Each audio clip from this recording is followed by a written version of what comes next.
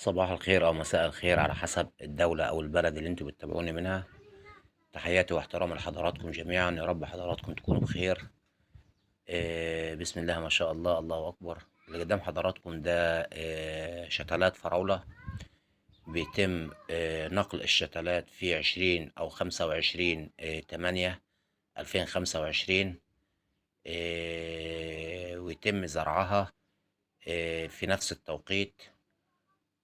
وبعد كده بيتم جمع المحصول 25/11 أو 30/11/2025، يعني ما يقرب من 3 شهور بعد زراعة شتلات الفراولة بيتم جمع المحصول.